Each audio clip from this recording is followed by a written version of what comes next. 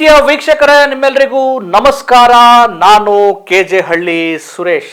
ಸ್ನೇಹಿತರೆ, ರಾಜಸ್ಥಾನದಲ್ಲಿ 13 ವರ್ಷದ ಬಾಲಕಿಯ ಮೇಲೆ ನಡೆದಂಥ ದೌರ್ಜನ್ಯ ಇಡೀ ದೇಶವನ್ನೇ ಬೆಚ್ಚಿ ಬೀಳಿಸಿದೆ. ಪೋಷಕರು, ಜನಸಾಮಾನ್ಯರು ಈ ಘಟನೆಯಿಂದ ಮಮ್ಮಲ ಮರುಗಿದ್ದಾರೆ. ಆದರೆ ಈ ದೇಶದ ಮಹತ್ತರ ಸ್ಥಾನವನ್ನು ವಹಿಸಿಕೊಂಡಿರುವಂಥ ಪ್ರಧಾನಿ ನರೇಂದ್ರ ಮೋದಿಯವರು ಜೊತೆಗೆ ಗೃಹ ಸಚಿವ ಅಮಿತ್ ಶಾ ಈ ಘಟನೆ ಬಗ್ಗೆ ಒಂದೇ ಒಂದು ಮಾತನ್ನು ಕೂಡ ಆಡಿಲ್ಲ. ಈ ಘಟನೆ ಏನು, ಏನೆಲ್ಲ ಆಯ್ತು, ಇದು ಯಾರ ವೈಫಲ್ಯ, ಇದೆಲ್ಲದರ ಬಗ್ಗೆ ಸಂಪೂರ್ಣವಾದ ಒಂದು ಸವಿಸ್ತಾರವಾದ ವಿಶ್ಲೇಷಣೆಯನ್ನ ಮಾಡೋಣ.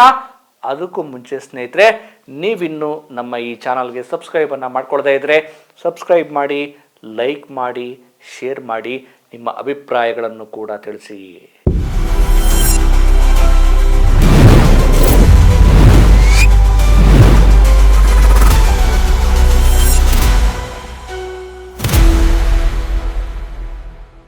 ಸ್ನೇಹಿತರೆ, ರಾಜಸ್ಥಾನದ ಆ ಒಂದು ಜೋಧ್ಪುರದ ಗಂಗಾನಗರದಲ್ಲಿ ನಡೆದಂತಹ ಬಾಲಕಿಯ ಮೇಲೆ 13 ವರ್ಷದ ಬಾಲಕಿಯ ಮೇಲೆ ನಡೆದ ಲೈಂಗಿಕ ದೌರ್ಜನ್ಯ, ನಿಜಕ್ಕೂ ನಾವು ಎಂಥ ಕೆಟ್ಟ ಸಮಾಜದಲ್ಲಿ ಬದುಕ್ತಾ ಇದ್ದೀವಿ, ಇದನ್ನ ನಾಗರಿಕ ಸಮಾಜ ಅಂತ ನಾವು ಕರಿಬೇಕಾ ಅಂತ ಬಹಳ ನೋವಾಗುತ್ತೆ ಮತ್ತು ಆಘಾತ ಆಗುತ್ತೆ. ಇನ್ನು ಮಹಿಳೆ, ಈ ಹೆಣ್ಣು ಅನ್ನೋ ಜೀವದ ಮೇಲೆ ಈ ನಡೆಯುವ ಶೋಷಣೆ ಇನ್ನು ನಿಲ್ಲೋದು ಯಾವಾಗಪ್ಪ? ಈ ಕಾಮುಕರು, ಈ ಏನಂತ ರಾಕ್ಷಸ ಪಿಪಾಸಿಗಳು ಆ ಮಗುವಿನ ಮೇಲೆ ಏನು ಒಂದು ರೀತಿ ಎರಗಿದ ರೀತಿ ನೋಡಿದ್ರೆ ಅವ್ರನ್ನೇನ್ ಮಾಡಬೇಕು ಅಂತ ಅನ್ಸುತ್ತೆ. ಅಷ್ಟು ಆಕ್ರೋಶ ಬರುತ್ತೆ. ಈಗ ಅವ್ರನ್ನೆಲ್ಲ ಒಂದಷ್ಟು ಆರೋಪಿಗಳನ್ನ ನಡು ರಸ್ತೆಯಲ್ಲಿ ಹಗ್ಗವನ್ನ ಕಟ್ಟಿ ಸಾರ್ವಜನಿಕರಿಂದ ಒಂದು ರೀತಿ ಥಳಿಸ್ತಾ ಇದ್ದಾರೆ. ಇಷ್ಟಾದ್ರೆ ಸಾಕ? ಇದು ಶಿಕ್ಷೆನಾ? ಹಾಗಿದ್ರೆ ಇಂಥ ಕಾಮುಕರಿಗೆ, ಇಂಥ ಒಂದು ರಾಕ್ಷಸಿ ಪ್ರವೃತ್ತಿಯ ಮನಸ್ಸಿನವರಿಗೆ ಎಂಥ ಶಿಕ್ಷೆ ಕೊಡಬೇಕಾಗಿದೆ, ಅದ್ರ ಬಗ್ಗೆ ಮಾತಾಡೋಣ. ಮೊದಲು ಈ ಘಟನೆ ಬಗ್ಗೆ ವಿವರವನ್ನ ಕೊಡ್ತೇನೆ. ಸ್ನೇಹಿತರೆ, ಇದು ರಾಜಸ್ಥಾನದ ಜೋಧ್ಪುರದ ಗಂಗಾ ನಗರದಲ್ಲಿ ನಡೆದಂಥ ಈ ಘಟನೆ ಇದೆಯಲ್ಲ, ಇದು ಜೂನ್ ತಿಂಗಳ ಕೊನೆಯ ವಾರದಲ್ಲಿ ನಡೆದಂತಹ ಘಟನೆ. ಈ ಬಾಲಕಿ ತನ್ನ ಸ್ನೇಹಿತೆಯನ್ನ ಭೇಟಿ ಮಾಡಿ ವಾಪಸ್ ಮನೆಗೆ ಹಿಂತಿರುಗುವಾಗ, ಒಂದು ಆಟೋ ರಿಕ್ಷಾದಲ್ಲಿ ಹಿಂತಿರುಗುವಾಗ ಯಾವನೋ ಅವನು ಕಿಡಿಗೇಡಿ ದುಷ್ಟ ಆ ಬಾಲಕಿಯನ್ನ ಸೀದಾ ಮನೆಗೆ ಕರೆದುಕೊಂಡು ಹೋಗದೆ ಒಂದು ಹೋಟೆಲ್ಗೆ ಕರೆದುಕೊಂಡು ಹೋಗಿ ಈ ಬಾಲಕಿಯನ್ನ ಮಾರಾಟ ಮಾಡ್ತಾನೆ. ಇದೊಂದು ದೊಡ್ಡ ವ್ಯವಸ್ಥಿತವಾದ ಜಾಲ ಇದ್ದಂಗೆ ಕಾಣ್ತಾ ಇದೆ. ಜೊತೆಗೆ ರಾಜಸ್ಥಾನ, ಬಿಜೆಪಿ ಅಧಿಕಾರದಲ್ಲಿರುವ ರಾಜಸ್ಥಾನ ಅದೆಷ್ಟರ ಮಟ್ಟಿಗೆ ರೌಡಿಗಳ, ಗೂಂಡಾಗಳ ಅಪರಾಧ ಕೃತ್ಯಗಳ ತಾಣವಾಗಿದೆ ಅನ್ನೋದನ್ನ ಈ ಘಟನೆ ಸಾಕ್ಷೀಕರಿಸುತ್ತೆ. ಯಾವಾಗ ಈ ದುಷ್ಟ ಆ ಬಾಲಕಿಯನ್ನ ಒಂದು ಹೋಟೆಲ್ ಒಂದರಕ್ಕೆ ಕರ್ಕೊಂಡೋಗಿ ಆ ಹೋಟೆಲ್ ಮಾಲೀಕರಿಗೆ ಮಾರಾಟ ಮಾಡ್ತಾರೆ. ಅದಾದ ನಂತರ ಇದು ಜೂನ್ 18ರಿಂದ ಜೂನ್ 23ರ ನಡುವೆ ಬಾಲಕಿಯನ್ನ ಶ್ರೀ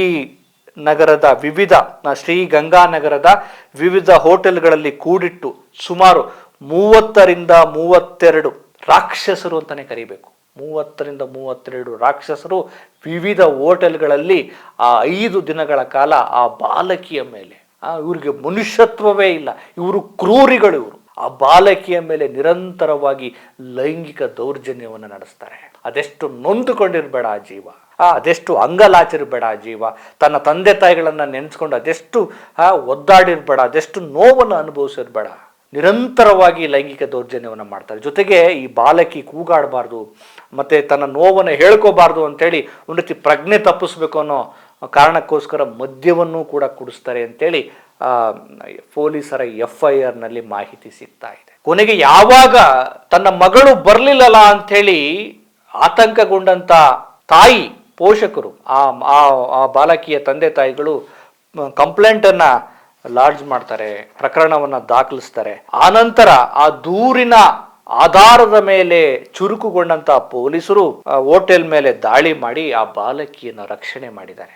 ಜೊತೆಗೆ ಈ ನರಾಧಮರು ಇದಾರಲ್ಲ, ಈ ರಾಕ್ಷಸರು, ಈ ದುಷ್ಟರು, ಆ ದುಷ್ಟರಲ್ಲಿ ಒಂದು 14 ಮಂದಿಯನ್ನ ಅರೆಸ್ಟ್ ಮಾಡಿದ್ದಾರೆ. ಯಾವಾಗ ಈ ಘಟನೆ ಎಲ್ಲ ಕಡೆ ಗೊತ್ತಾಗುತ್ತೆ, ಆ ಇಡೀ ದೇಶದಾದ್ಯಂತ ಮತ್ತು ರಾಜಸ್ಥಾನದ ಸಾರ್ವಜನಿಕರು, ಹೋರಾಟಗಾರರು ಮತ್ತೆ ವಿರೋಧ ಪಕ್ಷದವರು ದೊಡ್ಡ ಮಟ್ಟದಲ್ಲಿ ಪ್ರತಿಭಟನೆಯನ್ನ, ಏನಾಗ್ತಿದೆ ರಾಜಸ್ಥಾನದಲ್ಲಿ, ಕಾನೂನು ಸುವ್ಯವಸ್ಥೆಯ ಕತೆ ಏನು, ಆ ದುಷ್ಟರನ್ನ ಮಟ್ಟ ಹಾಕಬೇಕು ಅಂತೇಳಿ ಒತ್ತಡವನ್ನ ಹಾಕಿದಾಗ ಅಲ್ಲಿನ ರಾಜಸ್ಥಾನ ಸರ್ಕಾರ SIT ರಚನೆ ಮಾಡಿದೆ. ಒಂದು 14 ಮಂದಿಯನ್ನು ಬಂಧಿಸಿದ್ದಾರೆ. ಇನ್ನುಳಿದ ದುಷ್ಟರಿಗೆ ಶೋಧ ನಡೆಸ್ತಾ ಇದ್ದಾರೆ. ಇದು ಒಂದು ಕತೆ ಸ್ನೇಹಿತರೆ. ಎಷ್ಟು ಹಿಂಸೆಯನ್ನು ಮಾಡಿದ್ದಾರೆ ನೋಡಿ ಈ ದುಷ್ಟತನ, ಈ ದುಷ್ಟರು ಅನ್ನುವಂಥದ್ದು. ಇದಾಯ್ತಾ? ಇದಾದ ನಂತರ ಏನಪ್ಪ ರಾಜಸ್ಥಾನದ ಕತೆ? ಅಲ್ಲಿ ಒಬ್ಬ ಬಾಲಕಿಯನ್ನ ರಾಜಾರೋಷವಾಗಿ ಮಾರಾಟ ಮಾಡಿ ಒಂದು 5-6 ದಿನಗಳ ಕಾಲ ಈ ರೀತಿಯ ವಿಕೃತಿಯನ್ನ, ಲೈಂಗಿಕ ದೌರ್ಜನ್ಯವನ್ನ ದುಷ್ಟರು ಮಾಡ್ತಾರೆ ಅಂತಂದ್ರೆ ಆ ರಾಜ್ಯದ ಕತೆ ಏನು? ಆ ರಾಜ್ಯದಲ್ಲಿ ಕ್ರೈಮ್ ರೇಟ್ ಯಾವ ರೀತಿ ಇದೆ ಅಂತೇಳಿ ಸ್ವಲ್ಪ ನಾವು ಎನ್ಕ್ವೈರಿ ಮಾಡಿದ್ರೆ, ಸ್ವಲ್ಪ ಹುಡುಕಿದ್ರೆ ನಿಮಗೆ ಆಘಾತಕಾರಿ ವಿಷಯ ಬಹಿರಂಗಗೊಳ್ಳುತ್ತೆ ಸ್ನೇಹಿತರೆ. ನೋಡಿ, NCRB ವರದಿಗಳ ಪ್ರಕಾರ ರಾಜಸ್ಥಾನದಲ್ಲಿ ಮಹಿಳೆಯರ ಮೇಲಿನ ಅತ್ಯಾಚಾರದ ಪ್ರಕರಣಗಳಲ್ಲಿ ದೇಶದಲ್ಲೇ ರಾಜಸ್ಥಾನ ಮೊದಲನೇ ಸ್ಥಾನವನ್ನ ಪಡೆದುಕೊಂಡಿದೆ. ದೇಶದಲ್ಲೇ ಅಂದ್ರೆ ಮಹಿಳೆಯರ ಮೇಲೆ ದೌರ್ಜನ್ಯ ನಡೆಸೋದ್ರಲ್ಲಿ ಇವ್ರು ಫೇಮಸ್ ಅಂತೆ ಈ ಸ್ಟೇಟ್. ಆ ಕಾರಣಕ್ಕೋಸ್ಕರನೇ ಇಂಥ ಘಟನೆಗಳು ನಡೀತಿದ್ದಾವೆ ಅಂತ ಕಾಣುತ್ತೆ. ಮಹಿಳೆಯರ ಮೇಲೆ ದೌರ್ಜನ್ಯ ನಡೆಸೋದ್ರಲ್ಲಿ ನಂಬರ್ 1 ಸ್ಥಾನ. ಈಗ ಅಲ್ಲಿ ಅಧಿಕಾರದಲ್ಲಿರೋದು BJP ಸರ್ಕಾರ. ಬೇರೆ ಯಾವ್ದಾದ್ರು ಸರ್ಕಾರ ಇದ್ರೆ ಇಷ್ಟೊತ್ತಿಗೆ ದೊಡ್ಡ, ಅದು ನೋಡಿ ಕಾಂಗ್ರೆಸ್ ಸರ್ಕಾರ, ನೋಡಿ ಅಂತ ಸರ್ಕಾರ ಇಂಥ ಸರ್ಕಾರ, ಆ ಸರ್ಕಾರದಲ್ಲಿ ಕಾನೂನು ಸುವ್ಯವಸ್ಥೆಯ ಕಥೆ ಏನು, ಹಾಗೆ ಹೇಗೆ ಅಂತೇಳಿ ಬಂಬ್ರಾ ಹೊಡೆಯೋರು BJP ಅವರು. ಈಗೇನ್ ಮಾಡ್ತಿದ್ದಾರೆ?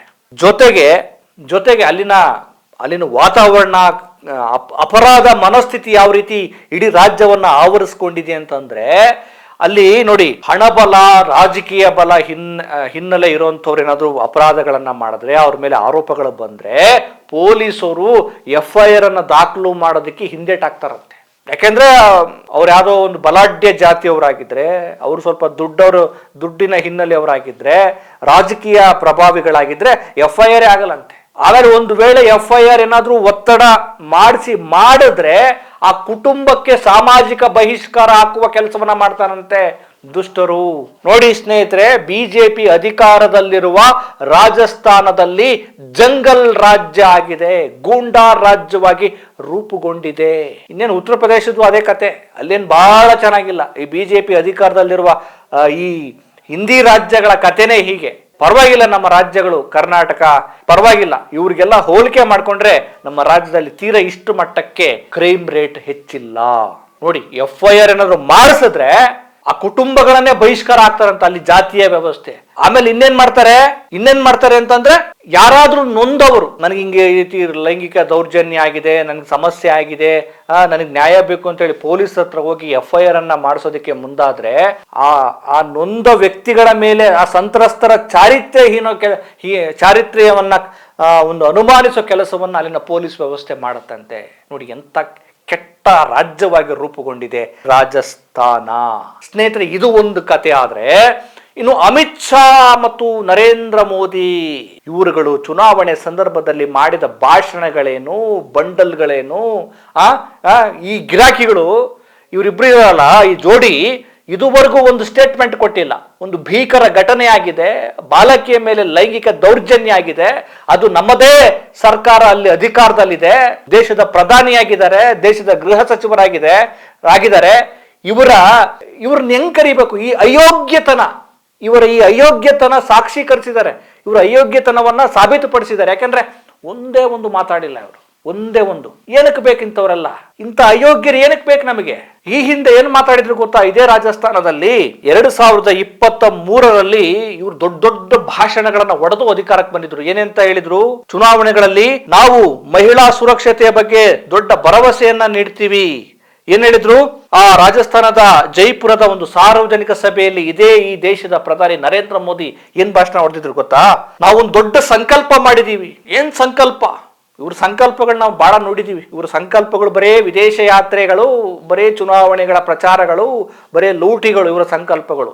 ಅಲ್ಲಿ ಒಂದೇನೋ ಒಂದು ಭಾಷಣ ಹೊಡೆದಿದ್ದಾರೆ, ಸಂಕಲ್ಪ ಮಾಡಿದ್ರಂತೆ ರಾಜಸ್ಥಾನದ ಚುನಾವಣೆ ಸಂದರ್ಭದಲ್ಲಿ. ಏನು ಅಂದ್ರೆ, ರಾಜಸ್ಥಾನವನ್ನ ಅಪರಾಧ ಮುಕ್ತಗೊಳಿಸುವ ಸಂಕಲ್ಪ ಮಾಡಿದ್ದೇವೆ, ಜೊತೆಗೆ ಹೆಣ್ಣು ಮಕ್ಕಳ ಘನತೆಯನ್ನ ಎತ್ತಿ ಹಿಡಿಯುವ ಕೆಲಸವನ್ನ ಮಾಡ್ತೇವೆ, ಜೊತೆಗೆ ಆ ಪೊಲೀಸರ ಮೇಲೆ, ಮಹಿಳೆಯರ ಮೇಲೆ, ಬಾಲಕಿಯರ ಮೇಲೆ ಯಾವುದೇ ರೀತಿಯ ಲೈಂಗಿಕ ದೌರ್ಜನ್ಯಗಳಾಗದಾಗೆ ಪೊಲೀಸರ ಕಣ್ಗಾವಲನ್ನ ಇಡುತ್ತೇವೆ ವಿಶೇಷವಾಗಿ ಅಂತ ಹೇಳಿದ್ರು.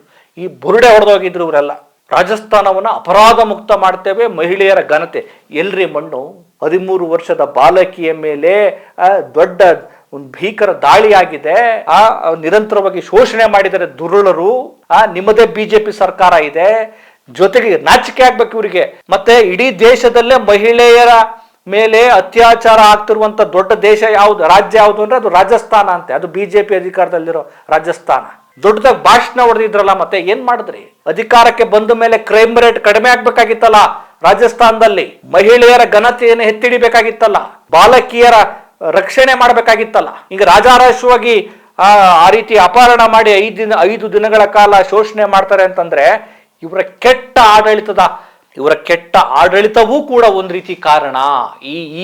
ಈ ಒಂದು ಲೈಂಗಿಕ ಒಂದು ಭೀಕರ ದಾಳಿಯಾಗಿದೆಯಲ್ಲ, ಅದಕ್ಕೆ ಬಿಜೆಪಿಯೂ ಕಾರಣ, ಈ ದೇಶದ ಇವರಿದಾರಲ್ಲ ಈ ಜೋಡಿಯೂ ಕಾರಣ ಆಗ್ತಾರೆ. ಯಾಕೆಂದ್ರೆ ಇವರು ಕೊಟ್ಟ ಭರವಸೆಯನ್ನ ಈಡೇರಿಸಿದ್ರೆ ಇಂತಹ ದೌರ್ಜನ್ಯಗಳು, ಇಂಥ ಶೋಷಣೆಗಳು ನಡೀತಾ ಇರಲಿಲ್ಲ.